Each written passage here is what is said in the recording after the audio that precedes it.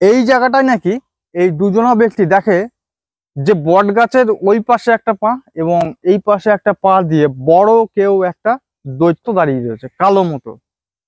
তো সেই টাইমটাই এইখানে কিন্তু একজন ব্যক্তি মারা যায়, জায়গায় কিন্তু মারা যায়। কিভাবে? এই জায়গাটায় সেই টাইমটায় একটু বৃষ্টি হয়েছিল, সেই দিন বৃষ্টি হয়েছিল। তা মুখ কিন্তু পোতা ছিল, তার কাদার মধ্যে মুখটা পোতা ছিল। তো সেই অবস্থায় কিন্তু সে মারা যায়। আর দ্বিতীয় যে ব্যক্তি, সেই ব্যক্তি কিন্তু আপনার, নমস্কার প্রিয় দর্শক বন্ধুরা, আমি মৃগাঙ্ক গোস্বামী। আজকে আবার নতুন একটা ব্লগ নিয়ে আপনাদের সামনে হাজির হয়েছি। আজকের ব্লগে থাকছে কৃষ্ণগঞ্জ নবচড়া শ্মশান। তো এই শ্মশানের যে কাহিনী, সেই কাহিনী পাড়ার লোকের মুখ থেকে শুনেছি, শুনে পরে ভালো লাগলো। তো আপনাদের সেই কাহিনীটা শোনার পরে যদি ভালো লেগে থাকে বা বাস্তবের সঙ্গে কতটা মিল আছে, সেটা অবশ্যই কমেন্ট করে আমাকে জানাবেন। যদিও বা ওই ঘটনা আমি মনে করি যে ওটা পুরো আগেকার দিনে যেহেতু ঘটনা, ওটা একটা ফালতু একটা বানানো ঘটনা। তো যাই হোক, আপনাদের অবশ্যই ঘটনাটা বলবো, ভিডিওটি পুরো দেখতে থাকুন। তার আগে মায়ের দর্শন করব। দর্শক বন্ধুরা, এই যে জায়গাটা আপনারা দেখতে পাচ্ছেন, এই জায়গাটা থেকে শ্মশানের যে চিতা অনেকটাই কিন্তু প্রায় 100 থেকে 150 মিটার দূর। তো আজকে আপনাদের এখানে নিয়ে এসেছি, ক্যামেরা যদি দেখা যায় তাহলে পরে এই জায়গাটায় শুধু আম গাছ, দেবদারু গাছ, জাম গাছ, কাঁঠাল গাছ ছাড়া কিচ্ছু দেখতে পারবেন না। কিন্তু আজ থেকে 50-52 বছর আগে এই জায়গাটা কিন্তু এই সব গাছপালা একটাও ছিল না। এখানে ছিল একটা বট গাছ। এই বট গাছটা কিন্তু পুরো 5 থেকে 7 বিঘা জমি, পুরো এরিয়া জুড়ে কিন্তু একটা ছাওয়া করেছিল। কিন্তু আজকে সেই বট গাছের অস্তিত্ব আছে অল্প। তো ওই বট গাছটার অস্তিত্ব আমরা দেখব যে কতটুকু আছে। দেখুন, এই সেই বট গাছ, এই সেই বট গাছ। আর এই বট গাছটা একটা টাইমে 500 বিঘা জমি নিয়ে কিন্তু এটা পুরোটাই ছাওয়া করেছিল।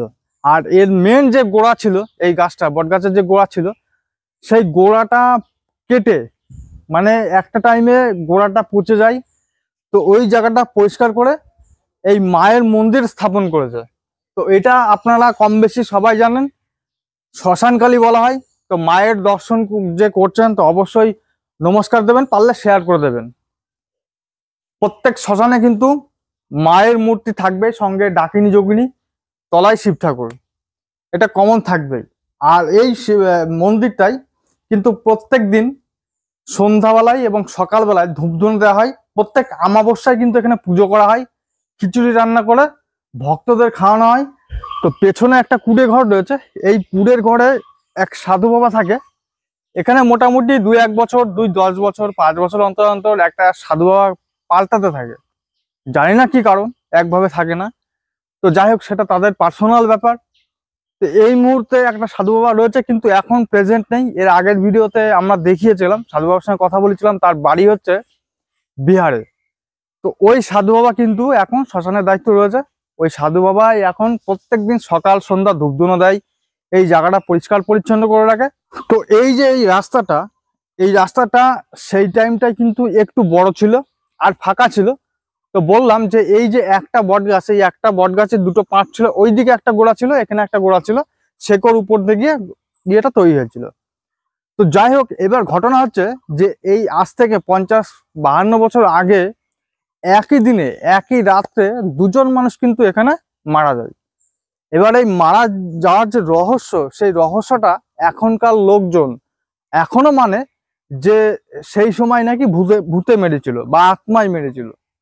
তো আপনারা হয়তো কম বেশি কার্টুন ভিডিও বা ভূতের গল্পতে শুনেছেন যে আহ, ভূত একটা গাছে পা দিয়ে রয়েছে, তো অন্য গাছে আর একটা পা দিয়ে রয়েছে, এরকম দাঁড়িয়ে রয়েছে পা দিয়ে। তো তার নিচ দিয়ে কেউ যদি যায়, তাকে ধরে মেরে ফেলা যায়। ঠিক গল্পটা ঠিক এরকম, বাস্তব কতটা আমি জানি না, এটা লোকের মুখে শোনা। যেহেতু আজ থেকে 50-52 বছর আগে, তো সন্ধ্যাবেলায় দুইজন ব্যক্তি এই গাছতলা দিয়ে যাচ্ছিল। তো যাওয়ার সঙ্গে সঙ্গে এই জায়গাটায় নাকি এই দুজনা ব্যক্তি দেখে যে বট গাছের ওই পাশে একটা পা এবং এই পাশে একটা পা দিয়ে বড় কেউ একটা দৈত্য দাঁড়িয়ে রয়েছে কালো মতো। তো সেই টাইমটাই এইখানে কিন্তু একজন ব্যক্তি মারা যায়, জায়গায় কিন্তু মারা যায়। কিভাবে?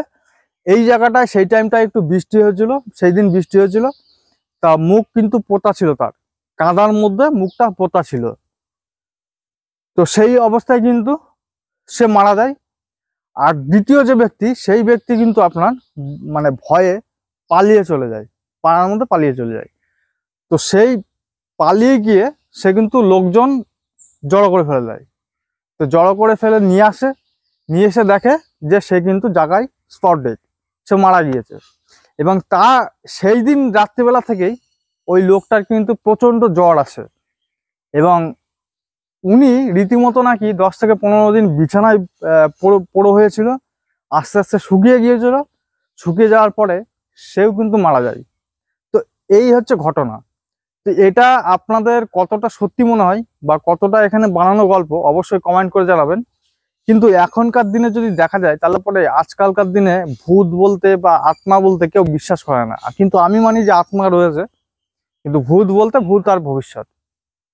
তো যাই হোক, এটা আপনাদের উপরে ছেড়ে দিলাম যে এই ঘটনাটা কতটা সত্যি। এবার এইখানকার যে এই যে নবরচড়া, কৃষ্ণগঞ্জ নবরচড়া শ্মশান, সেই শ্মশানের চিতাটা আপনাদেরকে দেখাবো।